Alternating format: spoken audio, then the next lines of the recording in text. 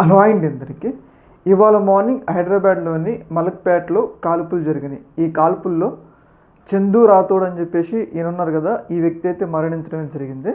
హైదరాబాద్లో మలక్పేటలోని శాలివాహన పార్క్లో ఈ వ్యక్తి వాకింగ్ చేస్తూ ఉండగా కొంతమంది దుండగులు కారులో వచ్చి ఆయన్ని టార్గెట్ చేసుకొని ఆయన కళ్ళల్లో కారం పోసి ఆయన కింద పడిపోయిన తర్వాత ఆయన 4 రౌండ్లు కాల్పులు జరిపి వెంటనే కారులో వెళ్ళిపోవడం జరిగింది. అయితే మరి ఎందుకు ఈయన చంపాల్సి వచ్చింది, ఈయన చంపడానికి కారణాలు ఏంటి అని చెప్పేసి పోలీసులు అయితే ఇన్వెస్టిగేషన్ చేస్తున్నారు.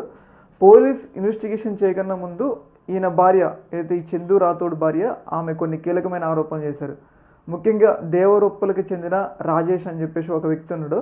ఆ వ్యక్తికి తన భర్తకి గొడవలు ఉన్నాయి, ఆ వ్యక్తే చంపాడు నా భర్తని అని చెప్పేసి ఈయన భార్య ఆరోపించడం జరిగింది. ఏదేమైనా కానీ ఈ కాల్పులు అనేవి ఒక్కసారిగా హైదరాబాద్ మొత్తాన్ని ఉలికిపాటికి గురి చేసినాయి. ఎందుకంటే ఎప్పుడు కూడా కాల్పులు అనేవి మన హైదరాబాద్లో అంత ఎక్కువేం జరగవు. ఒకేసారి మార్నింగ్ వాక్ చేస్తున్న సందర్భంలో ఒకేసారి కాల్పులు జరిగితే అక్కడున్న పార్కులో వాళ్ళందరూ కూడా ఒకేసారి భయపడి వెళ్ళిపోవడం జరిగింది.